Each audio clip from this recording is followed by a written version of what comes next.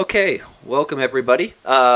We are going to do, again, something a little different tonight. It's going to be a bit more of another pairing session similar to what I did last week, only rather than Mike, tonight I have Tide.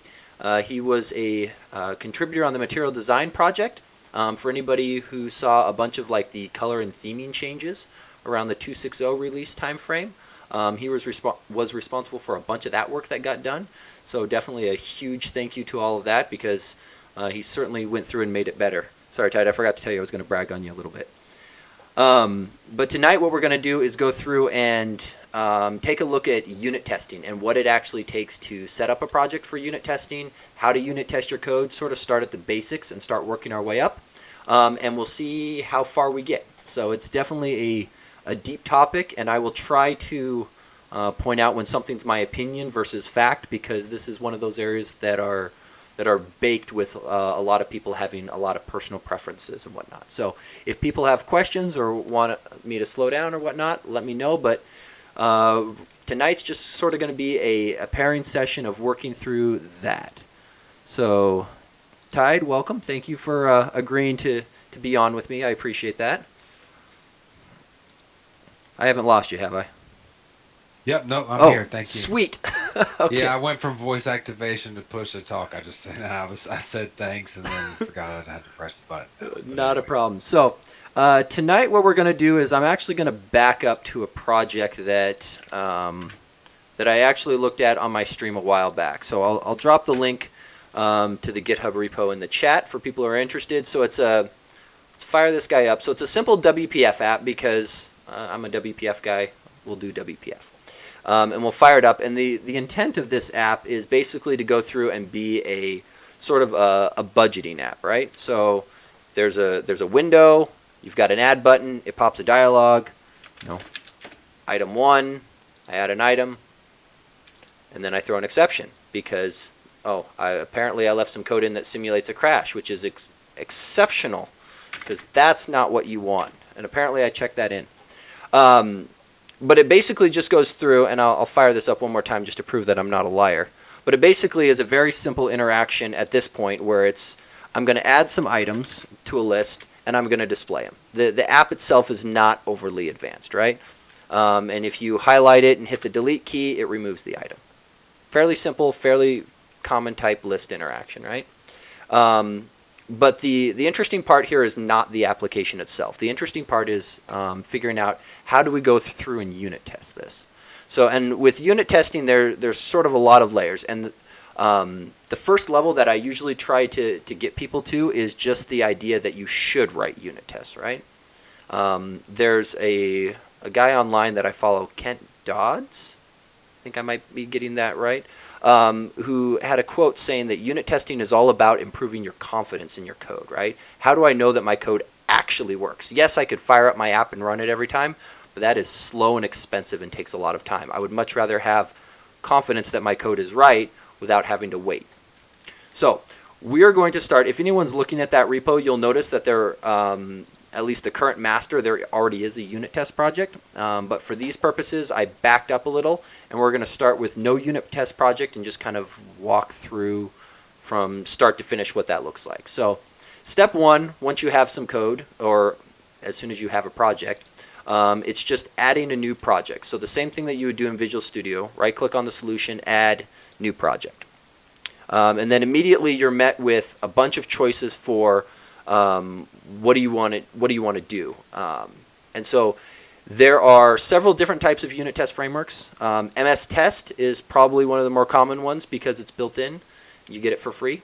XUnit and NUnit are probably right up there as well. XUnit gets a lot of popularity because it was one of the first ones that had cross-platform support when C# supported cross-plat. So it kind of got there first and got picked up and adopted a lot. But for this portion, we're just going to do Microsoft Test. And then in general, and this is a little bit of preference, budget. I usually suffix my unit test projects with .test on the end, just so that it's easy to tell what it's testing, right? Because the biggest thing with unit testing is figure out what should I test, right?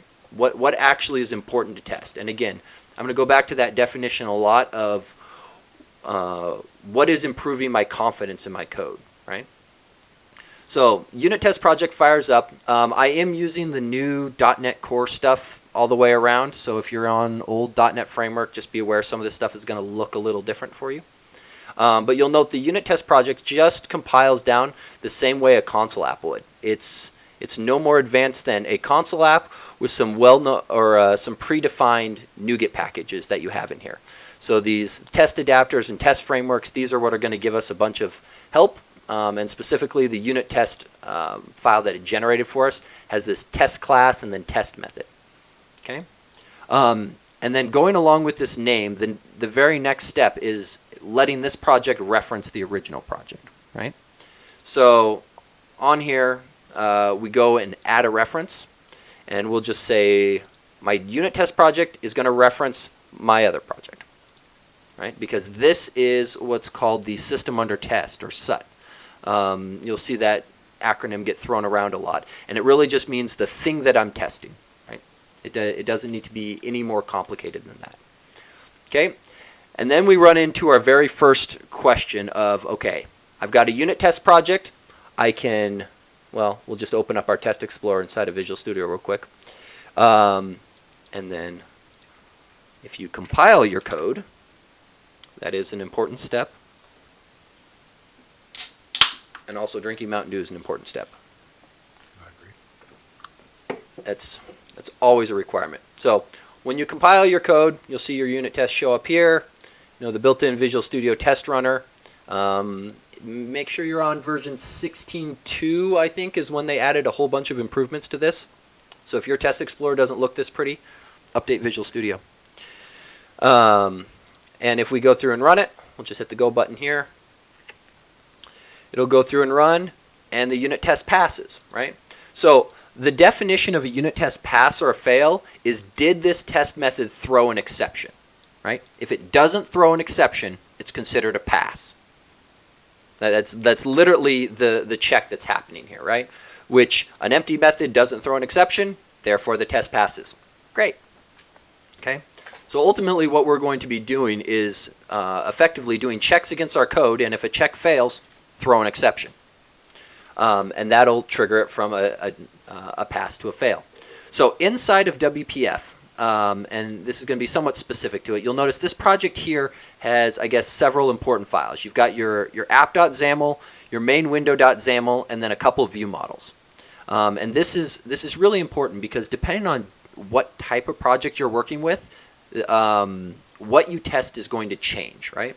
And this is part of why when doing WPF, people like the MVVM design pattern, because it takes logic that normally would go in, say, the code behind, and moves it into this view model class. And the big difference between these is the view model classes are testable, and typically everything in your XAML classes is not testable. Okay? The reason for that is when you go through and launch one of these apps, you only get a single GUI thread. And Windows wants to register up and handle window drawing events and all of that kind of stuff. And there's all of these hooks, and it makes it very difficult for just this little simple console app, our test project here, to run and launch it. And so in general, you don't usually end up testing your UI. And I'll put it slightly differently. You don't end up testing your UI with unit tests, right? There are things called UI tests that kind of approach the problem from the other side, and those are usually better candidates here. For the material design project, what this usually means is we can't typically unit test our styles, our control templates, any of those that rely heavily on XAML, because it's just not really possible to have a unit test start those things up and act on them. Something simple like instantiating a new resource dictionary is actually really hard inside of a unit test. And so in general, the solution is don't, because the cost benefit is so low of going through and doing it. So step one in actually doing good unit testing is figuring out how to separate your code into testable objects, which is exactly what the MVVM design pattern is designed to do. So in this case, we've got a main window view model, and all it does is it provides the backing store for what we saw before. So there's a couple commands, and again, the exact content doesn't matter too much for these purposes. But there's one that adds something, and then there's one that goes through and removes something, right? So we've got both of these guys here, and the methods do exactly what they say. This one adds a transaction object into the list. This guy down here removes an object back out of the list. Very simple, but it might be something. This type of code is the type of thing that we probably want to go through and test, right? There is a concept of like test coverage. I wasn't really going to get into that, but there's tools that you'll see that will go through and tell you exactly which lines of code get run during your unit test and which ones don't. And some people care a lot about their code coverage numbers. I don't. In general, I argue that you should have enough code coverage, or I should say you should have enough tests over your code to give you confidence that your code is working. And exactly what that translates to in a number is kind of hard to say. Most people throw a number usually around like 70% out there because there are some things that either aren't worth testing or are somewhat meaningless tests, right? Like I'm not going to test to make sure that an auto property works correctly. I'm going to just trust that the compiler is doing its job. Right? That's not a worthwhile test for me to go through and do. So the first thing that we would probably look at testing is, say, this add transaction method. Or maybe we'll start with something simpler. How about remove transaction? Because this is a very, very simple method. There's one line in here, right? So if I want to verify that on remove transaction is working correctly, the first problem I run into is this method is private. Okay? The other sort of axiom of unit testing is you don't expose things just so that you can unit test them. In general, you unit test the public members and expect your public members to exercise your private members. And that's sort of I guess the first place of where we're going to go. So we're going to look at this guy here and figure out how we would do it. So back over into our unit test class. So in general, and this again is preference, but I usually try to name my unit test classes to match the object that I'm going to test. So in this case, I'm going to test main window view model. So let's actually start with this. So I'm going to create a view model namespace because I like my unit test classes to mirror the thing that they're testing. So if I want to know where my unit tests are for main window, I just simply look at where main window is located and then work backwards, right? So then we'll go through and rename this guy. Let's see, main window view model test. I like that. Cool. Yeah, and again, stop me tight if I'm going too fast or there's questions. No, you're good. I like that. Yeah, and again, this sort of naming thing is just based sort of around my personal preference. The next thing then is the unit test method itself, right? Some people will do things like something like main window view model. So I got a cut on one of my fingers and it's killing me to type right now. And they'll do something like maybe the method under test and right. Well, not that one. The other one. Can you test that? Oh, that is an excellent point. See, remove transaction. I guess I can just drop the on in front of it, right? So in general, a few comments I have on naming is I usually don't like the test class name as part of the name at all, right? I've got it documented right here, Correct. Yeah. right? So this is redundant. The other things that people usually advocate for putting in is indicating what is the precondition that I'm working with. So when transaction exists, and then something like it removes it. It removes. So depending on the naming standard people pick up, your unit test names can get really long and verbose. And depending on who you are, that's either desirable or annoying. Like that. Yeah, that annoys So it sort of depends on how you want to do it. So this is the long verbose way where people usually lay out what am I testing, what's my precondition, and what's my expectation, right? I'd almost rather put that in a comment or something. But anyway, go ahead. Yeah, we'll get to. So this is the for people who like large amounts of verbosity. This is usually they recommend something along this line. I tend to go with something that's a lot simpler. So I do something that can remove existing transaction, right? Or something along those lines, right? Because this I think is big enough and explicit enough to be fairly obvious of what it is, right? So I usually favor some sort of naming like this that indicates the purpose of the test. Because if this thing fails, and I'm just looking at a long line of unit test names, I kind of want to have an idea what failed, right? And probably some idea of why. Because, can remove existing transaction. If this fails, that means that bit of functionality is probably broken. I probably want to check that out and look a little closer, right? So the next pattern that's actually fairly common, and I'm going to put in full comments for this. This is a design pattern that a lot of people will follow when doing unit testing, and whether they explicitly document each of these individual steps, these are usually the bits that make up a unit test, right? So there's almost always three parts. You've got the arrange portion, which is all about create the system under test, so instantiate our view model. So get new main window view model, right? Great. And then in our case, we're going to need a transaction to remove. So transaction gets new transaction, and then because it needs to be able to remove an existing transaction, we're just going to put that guy in the list so that I have an existing item to remove, right? Because I need something. So effectively, I've gone through and arranged up my system under test into the state that I care about. So the state that we're interested in is existing transaction, right? The act portion of a unit test, some purists will argue that it should be exactly one line of code, right? You should do only one thing.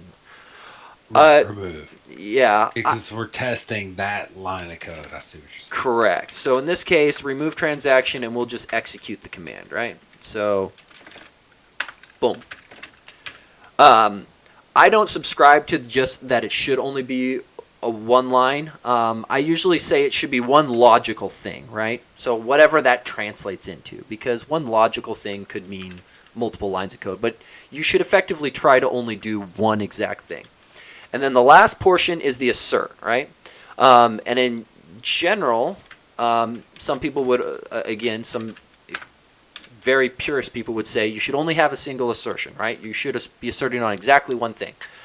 Again, I take... These are no different than methods and saying, right. Methods should be broke down.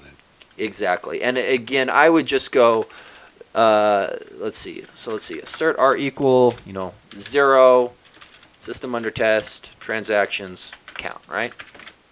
So my list should be empty. Simple. So run it.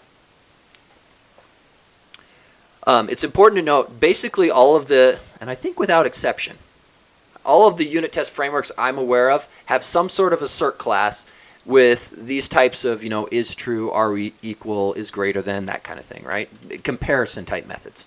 And all of these methods throw exceptions, right? So you'll note on the docs, assert failed exception gets thrown.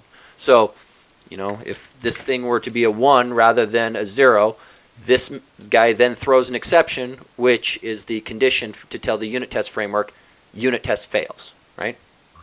Test fail. And away you go. And this is sort of the basics of going through and actually building out a unit test. I think this is probably about the simplest example I could come up with. Some people might go through and test other things, but... Man, it's almost like when you're thinking about writing code, you think about this in your head, right? And then you write the code. If you pretty much just think about it here and you put it here because you're going to test it, it's sort of the same thing. And then that way it's all there. Yeah, and you actually have somewhat landed on another pattern that a lot of people will follow. It's called TDD, or test-driven development, right? Which, right. In our case, is we've already kind of failed because we've written the code first. But a lot of people will, if you're doing proper test-driven development, they'll write the unit test first, right? So they'll write the code that they want to make work. They'll stub it out and then verify that their unit test fails, because it should fail first, and then you write whatever code is necessary to make it pass. And so you incrementally go through and add a little bit more code, add a little bit more code, add a little bit more code, until all of your tests pass, and at the end of it, you know that you haven't broken anything because you effectively documented what your code should do with unit tests each step of the way. They say never, but I can't see myself writing code that way, but I could see myself, the more you think about it, the more you would end up maybe going that way. Yeah. It's sort of one of those things. And I'll be honest, I don't follow a strict pattern like that, even in my day job. The company I work for, our standard is all code should be tested. And so how you get to the end result is sort of up to you to figure out. The egg, I got you. Yeah. So some people like it. I've rarely worked with somebody that was really strict about doing test-driven development. I've seen people do it, and there's a lot of times it works really, really well. Especially when you're trying to come up with a new API and figure out, okay, what's going to be easy to work with. Sometimes starting from this perspective of the outside of, okay, what do I want to type? Okay, great. Now once I figured that out, let's go and implement it. I don't care how ugly the implementation looks, as long as I've got a pretty face on the pig, basically, to go through and work with. Yeah, because this is the stuff that matters. Right, exactly. And so this sort of gets you into this pattern here, right? And so let's go and then look. The problem is most code that you write is rarely this simple, right? Your methods rarely are as simple as remove item from a list. Things get more complicated in real code bases, right? This never plays out this nicely. Yeah, go hit the database, get this, sort it to this, pull out the... Yeah, exactly. It gets ugly. So let's take a quick gander down this one here, right? So this one already gets more complicated, right? So we've got an asynchronous method for calling a dialog host show. The method that ultimately we want to invoke from the command is async void, which inherently is hard to test. And then it news up a new object and puts it into the list, right? These 4 lines are fairly straightforward to test. They're sort of the inverse test that we just wrote. But the rest of this stuff is a miserable nightmare. And this is one of the areas that I usually look for when people say they're having trouble writing tests. It's usually the problem of, well, the code isn't structured well, so how do I go through and do this, right? So the first thing to be aware of is static methods add coupling between your code. So in this case, this is a static method, which means this method is very tightly coupled to invoking exactly this, right? Some static calls are a little more hidden, like datetime.now, or if people do like a task.run call to thread something off. These are all static methods that couple your code together, and some of them are problematic, and some of them are less so, right? This one's a little bit more problematic because how do we go through and deal with the unit test wanting to show this dialog, right? Because inside of material design, this guy's going to want to go through and do a whole bunch of work. It's going to look for a dialog host instance. You got me thinking totally about my material design projects, because I've got the pop-ups, asking questions, doing this on top of that, and it's so many layers deep with dialog host waiting, and you have to do all the callbacks. I don't even know how you could. Right, and so trying to figure out how to go through and do this. So this is one of those areas where I would argue refactoring the code makes your life a heck of a lot easier to deal with. Because right now, we've got some strong coupling here. And not all static method calls are bad, right? Like anybody who's used link, those are all static methods. But they're also what are called pure methods, in that there's no side effects from invoking them. They take in some data, they return a new instance. There's no weird side effects. The behavior is fairly well known. It's not that big of a deal. This one, there's side effects. There's lots of side effects. It's going to go find a dialog host instance, try to pop that thing up and show it. And we don't want that as part of our unit test. So the question then comes, how do we fix this? So let's create a new namespace here, I think is going to be the first start. For reference, I usually hate namespaces that are like services, utilities, etc. because they become like the junk drawer. You just dump everything in it. Fair enough. But in this case, I'm too lazy to think of a name. So dialog service, right? So we're going to go through and do this. And this is going to be a public interface. And in my case, let's back to my view model. I got too much stuff open. Okay, so I basically just need a simple show method, and I want it to return a bool, because ultimately that's what this guy wants, right? Even though the Material Design API lets you return arbitrary objects, because I'm inside of my app, I can define my domain, and for this domain, it only cares about Boolean returns from the dialogues. So, simple enough. We've got a task of bool, and I'm just going to call it show. I'll call it object dialog. Something simple. I get to basically pick what I want my API to look like, right? And so then up here, what we're going to do is we're going to change our constructor to take in an Dialog Service. You'll note, because I'm using MVVM Lite, they already have a Dialog Service. I think Ma Apps even has a built-in similar one. I've contemplated... That was a horrible auto-completion. I've contemplated adding these types of interfaces to Material Design. The problem being is that you'll note that I changed the signature when I did this. And because other people can always define these interfaces, and they can then control it for their own app, it's always hard. It's like, do I add a base one that they could work with? It adds complexity for us and may not get used because most people may just roll their own anyway. Okay, so step one, we're going to go through and I'll store that off in a field, and we'll check it for null to make sure that we actually get an instance. All right? And then down here, what we're going to end up doing is we're going to use, rather than the static method call, we're going to act on our interface instead. So we're going to do this, call show, and then I don't actually need this Boolean anymore, because this guy's going to return a Boolean for me, right? See? And my to-do method that said start here, this is apparently where I left off unit testing last time and decided, well, we need to fix this, right? So the generalized pattern for this is called inversion of control, right? So we're effectively inverting who has control of the dialog service. Rather than the main window view model being in control of it, this interface now controls it, okay? So then we'll take a look at going through and actually implementing this guy. So over here, I'm just going to, let's see, public class dialog service.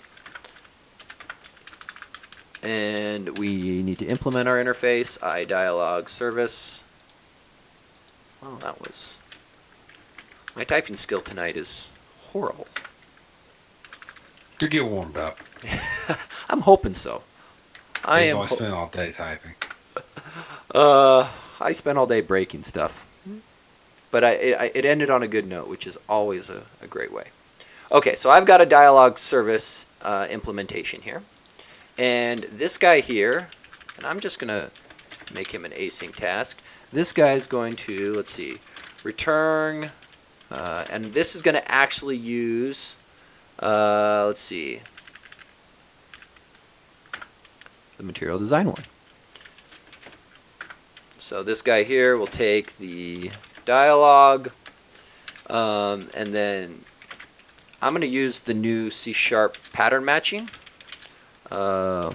Bool result and bool result. Have you seen that yet? Is this? I have not.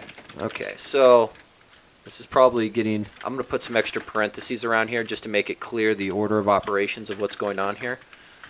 Okay, so the standard dialog host show call, right? Same as what we do in material design for everything else.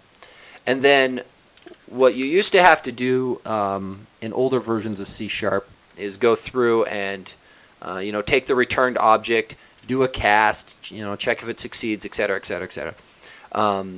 The latest C# has what's called pattern matching in here, so you can do the is operator, say the type that you want to check against, and if the type conversion succeeds, it'll put the result into the variable that gets declared here. Yeah, I got you. So we just assign across and then so return. The and is basically saying if it passes all that, then just throw it into this. Yeah, the and is basically saying I want the return from this show to only return true if the return value from this is a Boolean and the Boolean is true. So simple as this. Not exactly a rocket science level service, but it'll serve our purposes, right? So now we need to go back and actually fix our app because I'm certain to have broken it, and I don't recall exactly how we were instantiating our view model. Is it in the code behind? It is. Okay. So for the purposes of simplicity, I'm just going to do this. Obviously, in every app, and depending on how you go through and implement it, there's always the question of how do you link up your view models to your views. And there's all kinds of different ways of doing it. That's how I usually do it. Yeah, I argue this is the simplest, but there's libraries like Prism and whatnot that'll do magic, or I've seen a lot of people write various things. But in our case, we're going with the simplistic one. View model, pass in our real service. Okay, so that if I believe this guy should now. Let me just make sure this guy fires up and we still work, because it'd be horrible if we did this refactor and then our app didn't work. And then we'll go see about fixing the unit test. So app launches, add, foo, right? Apparently my default button is the cancel button, not the OK button. So cool. So that works. Great. So app still works, still functions the same as it did before, except for now we've got this weird dialog service thing in the middle. So now back over to here. So the question now comes, what do we put here for our unit test, right? Because we don't want to go through and just create up a new instance of this dialog service, because this one's going to make the static call and then we're back to right where we started before with that tight coupling. It's just now got a layer of indirection in the middle. So what we end up doing instead is we go through and put in, and I'm just going to create a new namespace here. We'll get back to the reason why I call it simulators in a little bit. But in our case here, we're just going to go through and create a new, or I should say an alternate dialog service, right? So we're going to create one that's more suitable for our unit tests. So come on. I know it's hard, Visual Studio. There we go. Implement missing members. Great. And now in here, I get to be in charge of figuring out what this method should work, or how this method should work for my unit test. So for these purposes, I think what I'm just going to do is public bool show result, and maybe do a get set there. Public object shown dialog, get set there. And so when this guy gets invoked, we'll just set the property of shown dialog to be the dialog object. And then because we are a task returning method, we'll just do task from result, show result, right? So I've got a very simple implementation of dialog service, and all it does is keep track of what was the parameter I was called with and give me a way of controlling the return value. Simple, straightforward. But what we're going to do over here now is we're going to actually make use of that, right? So let's see, that one.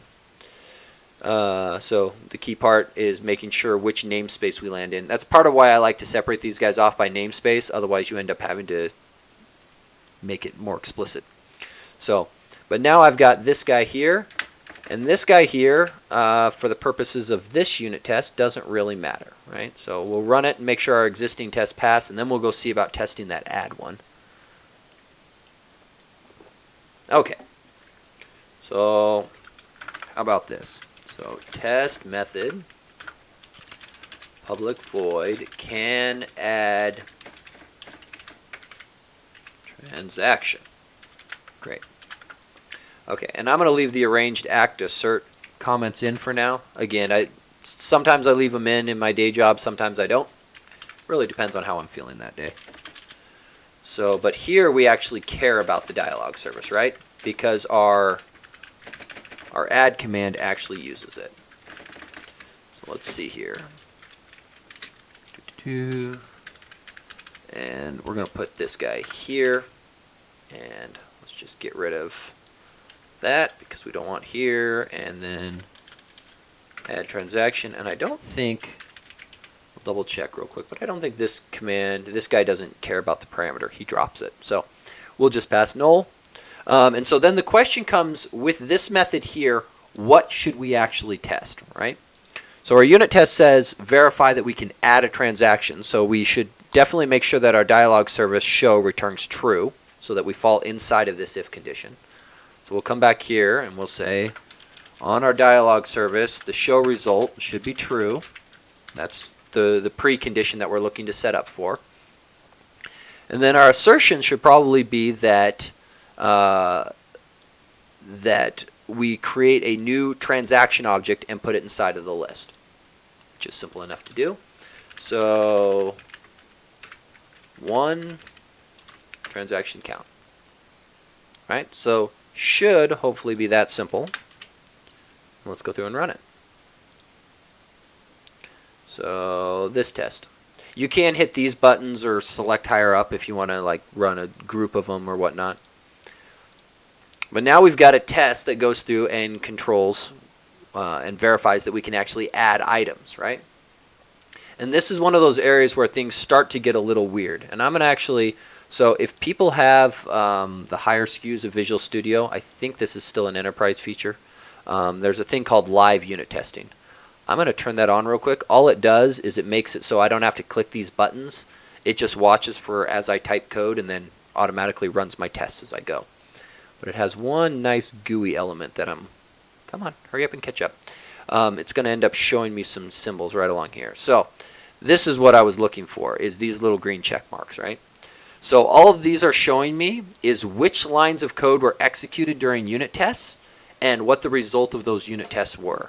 Right? So if this test had ended up failing for any reason, like for example, if I had made my assertion 2, when we come back over here, we'll see that, oh, all of these lines were executed during a failed unit test. Back to your code coverage, right? Yeah. And this is one of those things that where the coverage is highly misleading, right? Because just because you execute every line of code doesn't actually guarantee that you've tested it. Because I could make this test pass and make my code coverage look just as good by getting rid of all my assertions. Because a test without assertions passes. So it's one of those, if your code isn't covered, I can guarantee that that's a problem. Like for example, if we look over at this guy here, we'll note that the set method is never being invoked. Okay, great. We know that there's a potential for bugs here because this was never run during a unit test. But just because it was run doesn't actually guarantee anything about the quality of the test that was done. You'll also notice that we're not actually even testing anything about this transaction. So it's very, like, if this line were omitted, our unit test still passes, but we've arguably broken functionality in the app, right? There's this problem area where it's like, okay, now what do we go through and do? How do we want this to actually work, right? So we've got tests, we've got reasonable coverage, but the question is it actually, how good is the actual test, right? So, and for that, I think I'm going to dive back up to why I named this simulators. So when people talk about inversion of control like this, where you effectively refactor out so that your dependencies are hidden behind an interface, the whole point of that is so that you can do this sort of swap out the behavior, right? In my unit test, I don't want to run the real thing. I need to hide it behind something else. This is sort of one of the more common patterns for kind of like sample data. Yeah, exactly. It gives you some element of control, right? But in doing this, there's no guarantee that this dialog service actually behaves like my real one, right? A lot of people will use what are called mocking libraries. Nsubstitute, mock, MOQ are probably some of the more popular ones that I can think of. RhinoMox is another one. But what those libraries end up doing is they give you a quick and easy way so that you don't have to go and write this class. You can just say, give me a mock iDialog service and I'm going to tell you how to behave when I invoke the show method. It basically automates away this whole process. I don't have to write this code. I can just use their library and tell it how to behave. And if your replacement, if your unit test version of the interface looks like this, you probably should just use a mocking library. They all have sort of different flavors of their syntax of how you set them up and make them work. But if this is all the functionality that you need for a dependency, then a mocking library is probably the right solution. The reason I name this simulators is there's another pattern that's a little less well known that I've become a huge fan of called the port adapter simulator pattern. So it follows the same concept, but rather than just having this guy here be effectively not a real implementation, right? It says that the simulator, rather than just being, like a mock object that mocks the behavior, it should actually simulate the real object.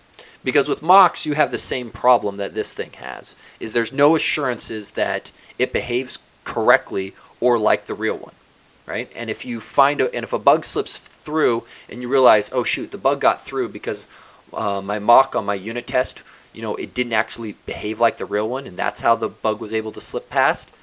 Well, you fix it, but you've only fixed it for that one test.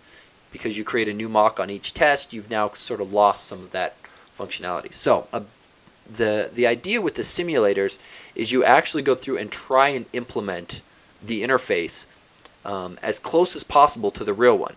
And then more importantly, you would run unit tests against both instances of these dialog services. So let's look at that real quick, because I think that's usually one of those areas where people start to get a little confused on how to do this. So let's do services. And I'm not actually sure if I'm going to be able to make this work or not, because I know how dialog service works in MDIX.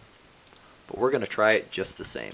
So dialog service tests. Okay, so for MS test, you decorate the class with the test class attribute. If I'd used the built-in add thing rather than doing the resharper option, it would have kind of pre-canned it like that first one did. But the key thing for the MS test stuff is public class with the test class attribute, and then test method, and all of your methods need to be public. They can be async too, by the way. If you make them async task, all of the major unit testing frameworks just handle it for you. So let's see. How about can show dialog? Right. So we're going to start with this. So arrange, act, assert. And I need a return value because, and actually this is going to end up being an async test. So perfect, because the method we want to test is async. So let's see, var system under test gets new dialog service. And so this one I think I'm going to be a little more explicit about and go services, right, in front of this guy, just so that it's, maybe I'll actually be fully explicit, just so that there's no confusion about which one of these guys we're talking about. All right, so we'll come down here. Let's see, var object gets, or I'm sorry, var dialog gets new object. Okay, and then we will do await system under test show dialog, and then see bool result. This is where things are going to start to get interesting, and we'll just do assert is true. Okay, so this guy's going to blow up on us in all kinds of fun ways. So let's just take a look. I'm pretty sure it's going to squawk about there's no dialog host instances. I think that's the first exception you run into. File not found. Oh, could not load presentation framework. Yuck. This may or may not end up. I may not be able to write a reasonable test on this because this is arguably a GUI class. We're gonna try one thing real quick. I've never actually done this in a unit test before, so this is learning on the fly. What's the? Oh shoot! I just realized something very unfortunate. Part of the problem here is this is a .NET Framework project, not a .NET Core project. .NET Framework 4.7.2. Okay, so step one, don't do that. If your project that you're testing is full framework, .NET 4.7.2. Make sure your unit test project is as well. And I'll let him go reload the universe. And then, yeah, I'm going to be surprised if live unit testing can figure that one out when I change the framework out from under it. I think it just gets confused and dies. But I'm going to just make sure all the unit tests rerun after changing the framework, because that should have broken it fairly effectively. Okay, I still expect the test to fail, but now I will hopefully fail in something a little more sane. Invalid operation exception, no loaded dialog host instances. Okay, that's what we expect, right? Because this guy here, under the hood, this guy has some fancy code where it dives into the show. Here, you go away. Dialog host show, and ultimately it's looking at the static loaded instances option.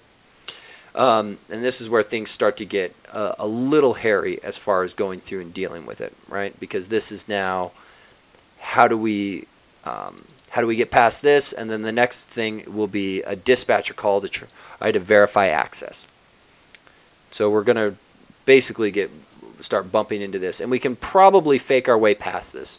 And maybe I'll pop over to the material design to show kind of how we do it. But for the purposes of this, I think what we're going to do is jump back here and change this over. So what I would do instead is simply budget test simulators. Is I would actually go through and write some tests against the simulator itself to verify that it actually has working behavior. Now, to some degree, this starts to look a little bit recursive, right? Like I'm writing unit test code against unit test code.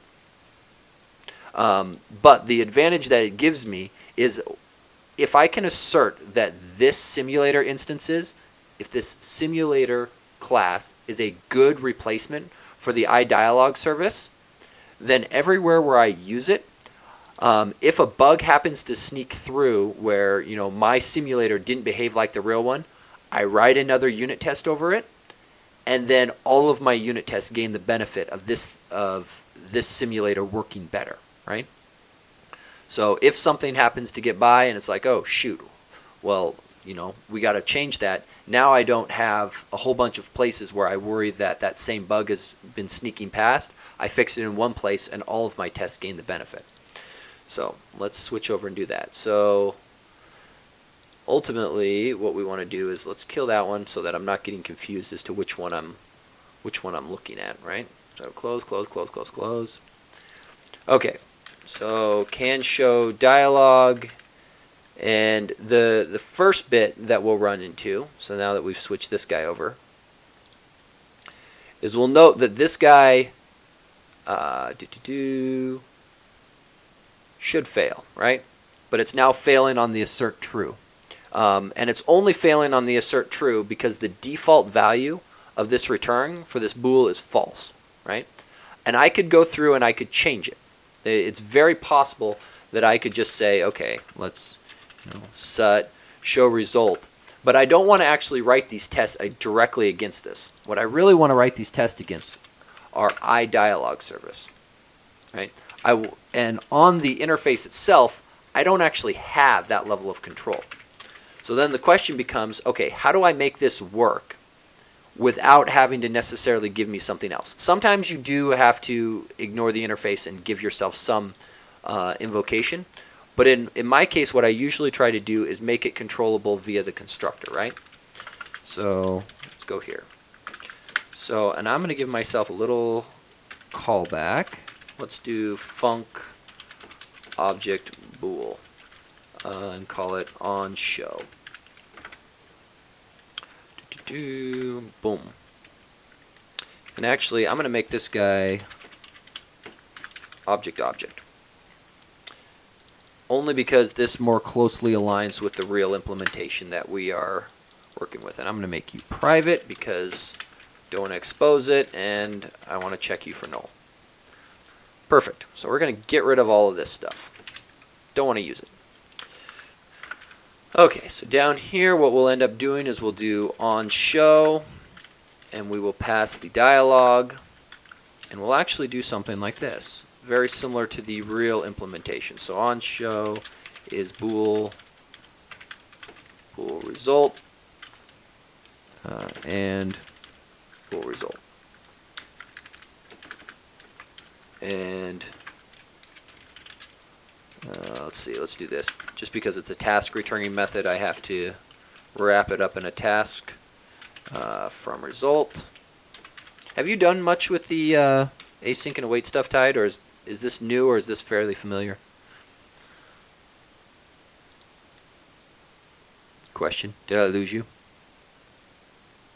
Maybe I should check.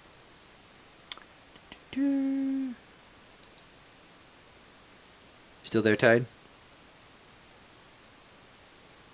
Push to talk.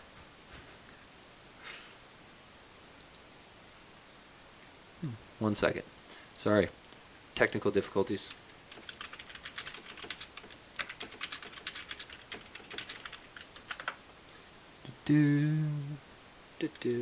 Okay.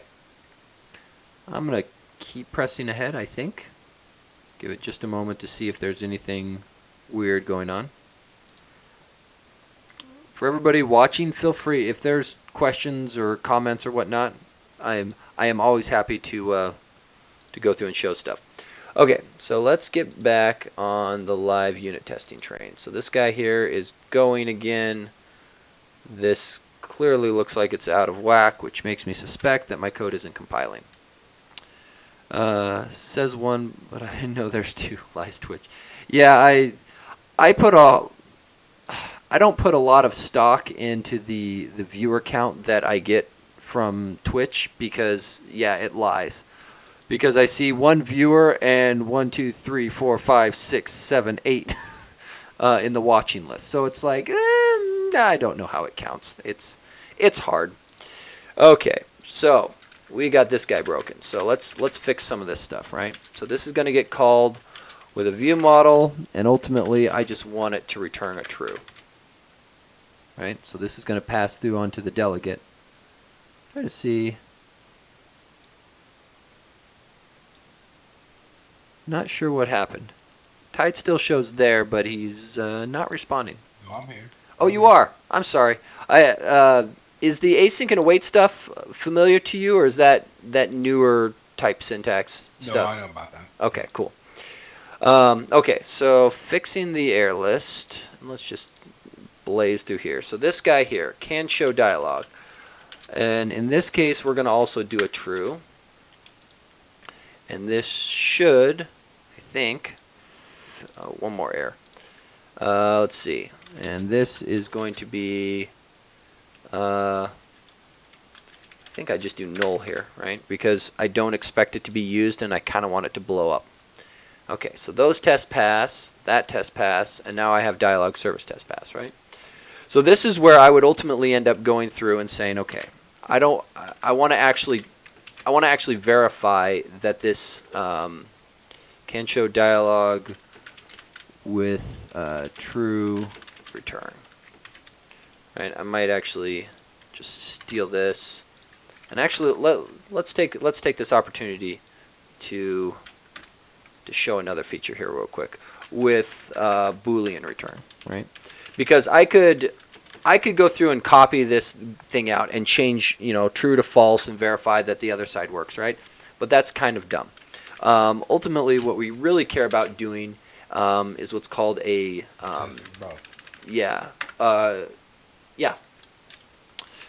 is we basically just want to pass the, let's see, bool result. Let's see, so true and data row false, and how about expected result? We'll make that work. Boom, so that goes there, that goes there. We'll do an R equal instead. It's always expected and then actual. make sure you don't get these things backwards, because if you do, then you get very weird error messages when things fail. So most, I think all of the unit test frameworks, actually, it's always expected and then an actual. So we go through here, we build up our dialog service, we've got something that works with it, we can verify that things work. If we find a bug, I'm not going to go through and, I guess, spend a bunch of time testing out all of the possible cases, because ultimately I would want to test the object return cases, the nulls, to make sure that this actually behaves correctly.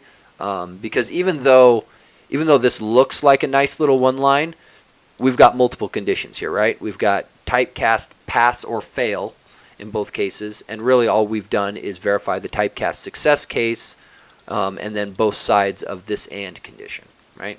So there's still at least one more case in here to test. And then go through and actually use this up. So this sort of simulator type pattern is actually the way I prefer to go through and do it. And I want to show one more step for this. So in the case where you can actually write these tests, right? Because this test is not actually against dialog service. This test is written against an iDialog service. Okay? And that subtle distinction is key, right? So what we could actually do is, let's see, public class dialog service base test, right? So we'll just go through and do a quick base class down here, right? And then extend here, you be abstract for the moment. And then we're just going to take this guy, I'm just going to plop him down up here, right? So we've gone through and done this, and test still passes. Nothing ultimately fancy about this, because it instantiates the class, finds the unit tests underneath, and goes through and runs it. Great, fine. But the one thing that we would want to swap out is in the situation where this was a reasonably testable class, right? Because not all dependencies are going to be reasonably testable classes. Some are, some aren't. But what we would end up doing is something where it's dialog service, how about simulator tests?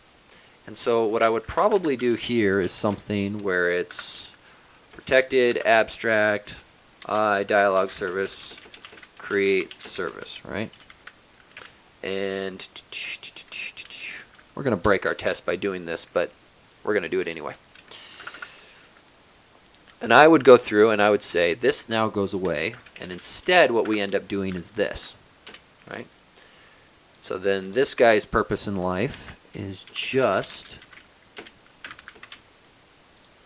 and I would probably then switch this off from a data-driven test and push it back to the other one, because this constructor is now specific to this simulator, right? But you can also go through and structure your tests sort of like this. Dialog service tests, right? And then rather than the simulators, this guy ends up doing services. Let's see. You do not have a lambda, and you are probably confused because, right? So now I write my test once, and it effectively gets run against both implementations of the interface. And so if I have a set of tests that pass, and the tests are written against the interface, and I know that I've sort of set myself up with this base class and these derived classes, I can now be 100% confident that everything that I've tested against this interface works on all implementations, and I can swap one out for the other, right? And this is sort of the big difference between where people use mocks and where people have simulators. Is in this case, I now get assurances that the dependency that I'm passing into my main Windows constructor is a good implementation, right? Whereas a mock, you have no assurances. You should make sure it's as close as possible, but that doesn't always work out that way, right? Sometimes it goes well, sometimes it just falls over on its face. So I think, yeah, that's definitely, it gives you more control. Yeah, and the other thing that I tend to like about the simulator pattern over mocks are the mocking library's syntax can sometimes be weird and difficult to reason about. And it can get really hard when you need a mock to behave a particular way. Like it's invoking some weird async method. You need to have a callback because you need to manipulate some other data and then let it go. And all the mocking libraries support this kind of stuff. It's fairly common to want to do it. But the syntax starts to get really ugly really fast. Whereas if you're the one implementing the interface, you just step through the code like you would any other code. It just works. So this simulator type pattern is where I tend to like to go a lot. But I will say it's something that I've only started using in like the last year or so.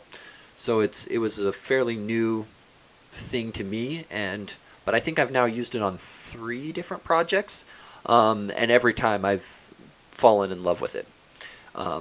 Just for the simplicity and the number of times it's saved me on bugs where, oh shoot, I realized my dialog service is wrong. Let me fix that. Oh shoot, it caught a bug over here. So things like that where it just kind of it spirals and you start catching other stuff here. So does that sort of make sense? It's got to be rewarding. Yes. Sure. But I mean, it's got to be rewarding when that finally happens, and you know, you like all the effort was worth it. You know? Yes, absolutely. Because it's anyway, yeah, it is so frustrating when you put out a release and then, you know, within the first hour somebody's coming back going, "Hey, I found this bug." It's like, dang nabbit. Yeah, I know. We're all look. We all work so hard to not have that happen. I can imagine doing it in in a big environment and having it happen would be Yeah. You fix it and move on, it's going to happen, but frustration for sure. Yeah, and again, the whole point of unit testing or testing in general is just to boost your confidence in your code that it's correct, right? Like the code should do what I think it does. And there are some people will go through and make arguments like, where is this dialog service, right? That on this constructor, right, I can go through and test this null check. And I could write a unit test that says, hey, if I pass in null on this guy, does it throw an argument exception? Actually, let's show that real quick. So in this case, because it's specific to the simulators constructor, I would do it down here. So let's see, test method. Let's see, expected exception, type of argument null exception, right? Public void constructor throws on null. Not a great name, especially if your constructor has multiple parameters, but it'll do for now. Grab this guy. Whew. Too much. Sharp, you are not helping me today. All right? And so now this test passes because this guy throws. So if you decorate with MS Test, if you decorate a test with this expected exception, Gotcha. it sort of flips that logic on its head a little bit and says, I pass only if this is thrown. So, and you could go through and test this, and to some degree, these are useful tests, right? Like, in certain spots, I can feel it.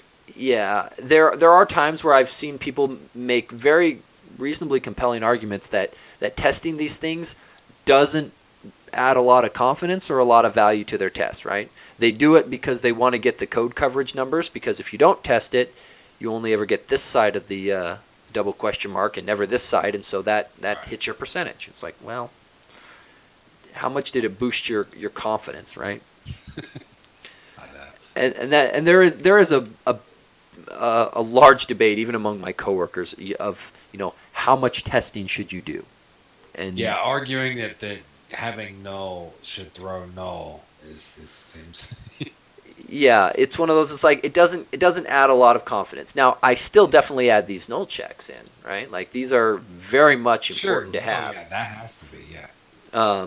Because you still have the concept of you want to fail early and fast, but it's not anything really beyond that. So I think at least for basic unit testing, this is probably what I would say. And so real quick, because I know let's look at MDIX real quick. So for those people following along at home, let me grab. So if you hear me use the phrase MDIX, that just is Material Design Ensemble, WPF theming library, all around Google's material design for desktop apps. So, but let's take a look at some of these unit tests, because these are a little bit different. And I didn't actually look at these ahead of time, so we're just going to dive straight in. So there's a couple things that get really weird specifically for these unit tests. So first of all, this is using XUnit, not MS Test. And the primary reason for using XUnit is for XUnit, rather than doing test method on top of them, you decorate them with a fact attribute is the normal way of doing it. We have an additional NuGet package on top of that says run my unit test in what's called a STA thread, or a single threaded department. This basically says run this test as though it was on a GUI thread. That's really the big thing. And this lets us start to unit test control classes, because now our tests are running inside of a different type of thread. So you can at least text like what for max, min, things like that. Yeah, and so the answer is yes and no and kind of all at the same time, right? Because even though it thinks it's in a UI thread, it doesn't really have a window, so it doesn't have necessarily resizing. I've written this fancy apply default style extension method, which goes digging through resource dictionaries, trying to find the default style for it to go, to try and look things up appropriately. So that you can kind of, if there's something explicitly in a setter, you can test for that and that kind of thing. But like, for example, in this case, we're looking to test our clock class, right? Because this guy is notoriously buggy, right? And so just going through and testing, okay, hey, can I pull out the hours 1 through 12, right? This is where I expect the content of these things to be, and it goes through and runs. There's a subtle localization issue that I'm abusing here, but that's basically what it is, I can go through and then start walking those visual trees looking for these items. And I don't necessarily expect everyone who contributes to the library to necessarily know how or be able to write these tests. These are arguably more complex. And so your point earlier about, I'd love to work on this pull request, but I'm not sure how to do the unit test part of it. I think what I would say to anybody watching for that is if you're confident in doing part of the work, but maybe not necessarily all of it, go ahead and open the pull request. Obviously, leave a comment on there and say, hey, I only did, part A, or, the first bullet point here, but, what do you think? And then could I get some help with, X, Y, and Z, right? Because I'm perfectly happy to help dive in and show how to do these things, because this is arguably a different style of unit testing. And there is an outstanding question of, is this useful unit testing, right? This has helped catch and stop some bugs, so I'm very inclined to leave these in. Like, let's pick on your color picker, right? Yeah, if it's called anything, it's good. Yeah. Color picker, oh man. If this brings back a few memories.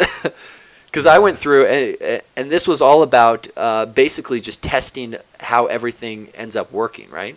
And verifying that, okay, as I change one of these things, so I've got the slider, the brightness picker, and the thumb, right? So in some of these tests, I go through and this is a horrible one, because there's the arrange and act portion of this test is up in the constructor. XUnit, if there's a constructor, it'll instantiate it before every test. So each test is run in its own instance of color picker tests, right? But let's find a little simpler one, because some of these were a little harder to do. Like this one's probably a better one. Dragging the thumb, changes the brightness, right? So I set my color initially to red. I just wrote this little helper method so that I have an easy way of getting the color picker right into that initial state. And then it actually goes through and deals with setting up a size, because size on the color picker obviously matters, right? And then it goes through, it drags the thumb and says, okay, move it over. And really all this is doing is going through and verifying that the brightness is changing as we expect, right? And so it just shifts it over a little bit, grabs it, and verifies that it works. And that's nice. And that's really all there is to it. Is I now know that if somebody were to go and change that color picker code, that at least this much functionality is still working, right? If I ship, I know that important. I've got... Right, exactly. And I'd love to get it on more of them. This sort of type of unit testing has been fairly recent and isn't isn't universal across all the controls. And there's plenty of things that we still can't necessarily test, right? Like not everything lends itself well to this. Like some of the code up inside of some of these controls is just so UI dependent that it's not worth trying to fake that out to make it work, right? At a certain point, I just fire up the demo app and start stepping through the pages to make sure that each of those, draw correctly, looks correct, Right. and work through it that way. So when it comes to writing tests for material design, I would say there's a lot of examples in here to go from. The key thing is you got to if you're testing a control class or anything that has resource dictionaries, which is almost the entire library. Like there's very few classes that don't touch GUI classes at all, which is just the nature of the library. Then it needs to be decorated with STA fact rather than normal fact, which is what you'll see on all the normal XUnit docs, or if you find samples or blog posts, it'll look like this. Just put the word STA in front of it, and then you should be good to go. That's pretty much, I think, for most of the material design stuff, that's what actually matters, right? And again, not everything can or necessarily should be unit tested in here. For those people who are interested in, last week, Mike Kern and I, we did a thing on metamorphic testing, and towards the end, we started looking at Material Design's demo app and how we might do UI testing against it. So I know both him and I were excited about it, so that will be a future stream forthcoming. Well, keep it for me. I think I'm going to have to hop off here. It's Cool. getting a little late for me. East Coast. Yeah. I appreciate everything. Yeah, I always look forward to watching the rest of this. cool. Yeah, and always happy to have you on. And so I'll say thank you and let you go, since I know you are a few hours ahead of me, and I'm sure getting close to sleepy time. So Yeah, well past it. But yeah, thank you again. cool. Talk to you later, Ty. Thanks for dropping in. You're welcome. Take care. Bye. So, also as a quick update, next week I will be traveling, and so I will probably not end up having a stream next week. There is a chance, depending on where I'm at and how things are going, I might try to do one on Wednesday night, which might just be an ad hoc system, but I don't necessarily know what kind of internet or setup I'm going to have at the hotel yet, so we'll see. It may just not happen, but I will probably be online and poking at some of these projects going through it. One other thing I did want to go through and show, but I did not prep it, so it's just going to take me one moment, is I did want to actually go through and show a better example of using the simulators.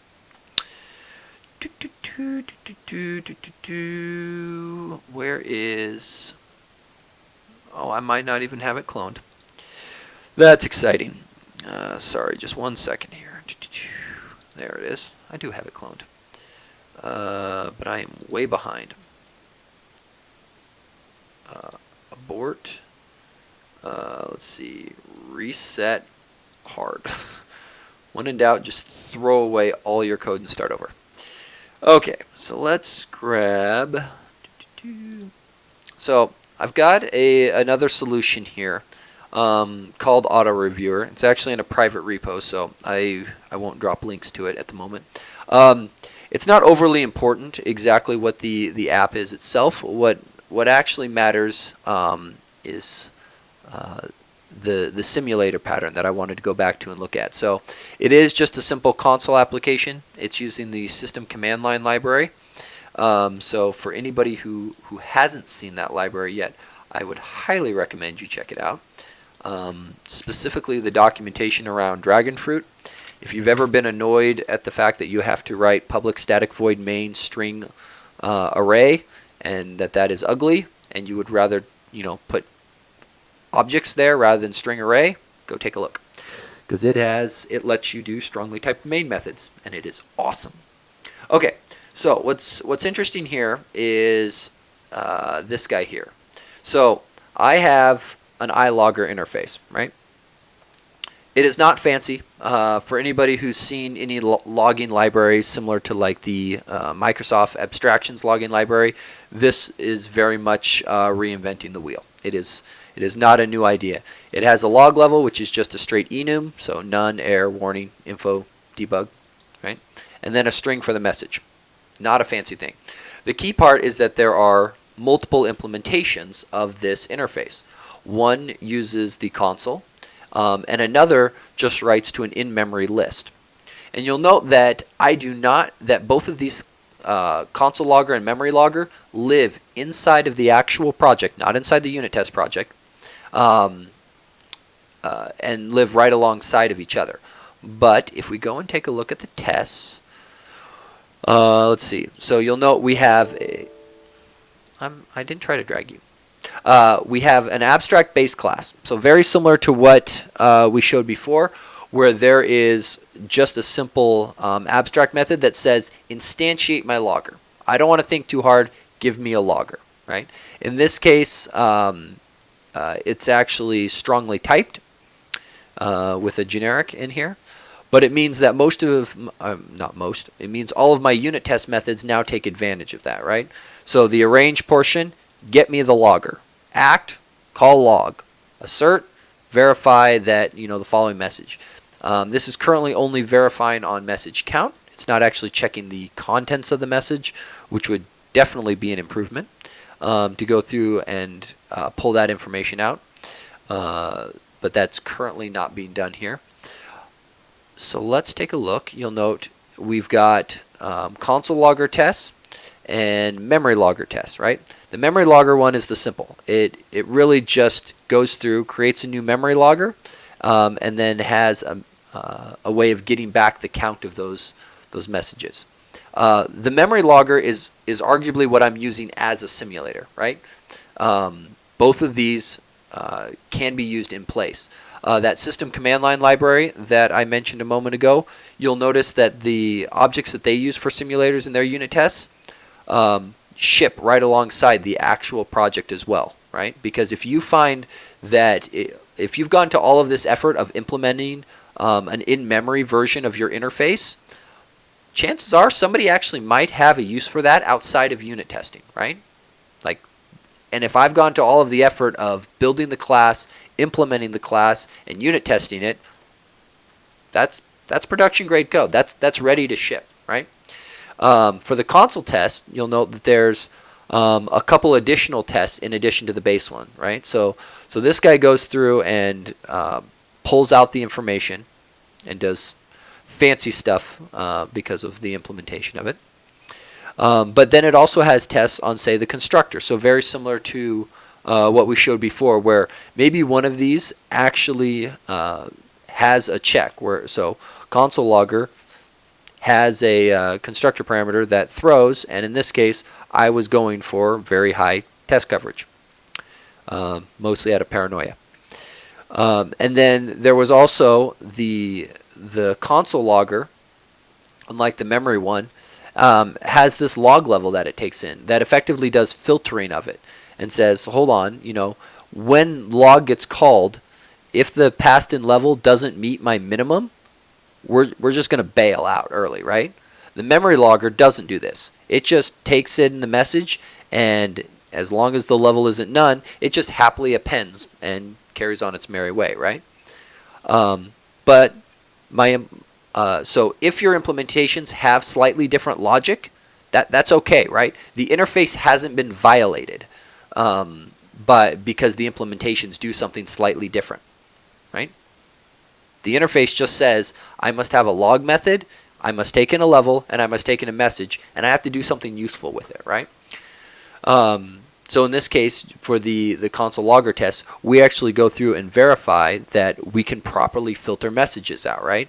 If I log all of these messages, I should be able to make some assertions on how many of these actually make it out. So if I'm going to log, one message for each level, if my level is set to error, I only expect to see one of them. If it's set to warning, I expect to see two, et cetera, et cetera, et cetera, right? So this is a little bit closer, again, to what I would say is the full simulator pattern. and I want to drop in one more thing. So port, because if you go through and Google with Bing, you'll find that there's not a lot of information on it, right? And it's not some of the CSS isn't loading for me, but that is usually the go-to article of where it starts. Eric Gunnarsson has several blog posts around this port adapter simulator pattern, all about how do you go through and handle it. And here's the other one. Specifically going through read and write only type dependencies, and how to go through and handle this. So obviously certain implementations are a lot easier to work with, right? Obvious cases where simulators fall down, you can imagine a dependency that makes, say, a web service call. And you want to verify that your code works when, say, DNS fails to resolve. It throws back a 404 or something to that effect, right? You now have a very hard thing to simulate, because how do you simulate random failure, right? Simulators do not lend themselves well to that case. So that second link goes into sort of examples of how to do it. The first option presented in there actually says go through and use your simulator, but expose some extra property or method on there that you can invoke that says, hey, when I make this call, you really do need to be throwing, right? This should actually crash, or this should throw a 404 error, etc. Right? Basically, it goes back to almost how that very first implementation of Dialog Service was working, right? Where rather than having this callback, it had a couple properties that just said, oh, automatically return this. So that is one very valid option. Another option that I've used as well is in those cases where I'm really just unit testing interaction behavior between my dependency and my system under test. What I end up doing is it is okay to go and use mocks. Like I don't want anyone to hear me say that mocks are bad, right? It's just important to note that mocks have a blind spot in that you set them up, and unless you do extra work, how you set them up is per test specific. And if there's an issue with how you set that up or how they behave, when you fix it, it only extends to that one test, right? That's their blind spot. So ultimately, with simulators, we're looking to fill in that blind spot so that we don't get bit.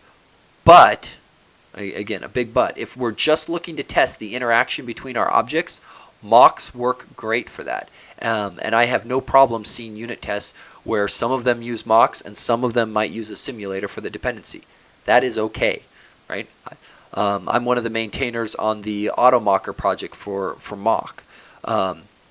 Mocks are good. Like they serve a purpose. The only thing I would say is since I started using the simulator pattern, I found myself using mocks a lot less and only falling back to them for certain, and I'll say this sort of tongue-in-cheek, in exception situations, right? Where something needs to behave exceptionally and not be a real implementation, right? So in that situation, you can imagine if we wanted to write a test. So imagine that we're writing a library where somebody else passes us an iLogger instance. So we don't know the class that it's going to implement, right? We're writing some library that we're going to distribute on NuGet, and some outside developer is going to write an iLogger instance and hand it off to us. We have no idea how that's going to behave, right? And so maybe we want to write a test that says, hey, if the log call throws an exception, we should handle that, right? That's probably a good case where using a mock makes a lot of sense, because you're testing one isolated case and you want the dependency to behave a very specific way. You don't want to write an implementation that behaves that way and test against it, though you certainly could. Those are the types of situations where I would see going through and actually using a mock over a simulator. So I think that covers everything that I wanted to talk about in regard to unit testing. For people who happen to be local, I'm going to see if I can get this open real quick. The .NET user group is meeting next month, and I am speaking on it on the topic of unit testing.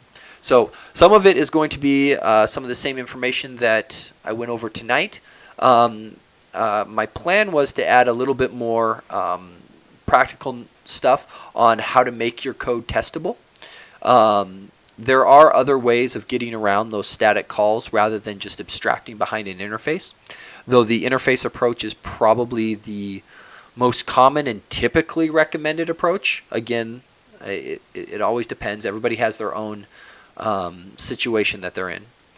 So if people are interested in that, I was going to see if I could get the link for it here real quick. Because I don't mind. That is not in this state. Let's try one that is. Here we go. This looks better. So, yeah. So here's the link out out to that for anybody who is interested. The .NET user groups, most of the events are free. The one that I'm speaking at in February is no exception. But you do need to RSVP so that we know how many chairs to set up, how much food to have available, etc. So if you are local to the Spokane area and would like to attend, that is the meeting link, and everyone is welcome. Like I said, some of it will be a little bit of this, and some of it will be a little bit more practical, hands-on. I am very much hoping that it's more of a dialogue rather than just me talking, only because I think it's easy to go through and talk about these unit testing cases, but once you actually start writing unit testing code for your projects, that's usually where the more interesting cases come up, and where learning actually happens. A lot of times people will walk away from a unit testing talk, kind of nodding their heads going, yeah, that sounds great.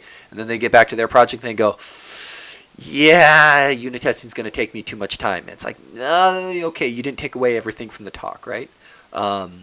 It is valuable. It saves you from bugs. So, again, hoping that there's a little bit of a dialogue there, and if people come prepared with any sort of examples or specific cases where it's, how would you test it in this situation, or how would you set up to test, maybe a task.run type call.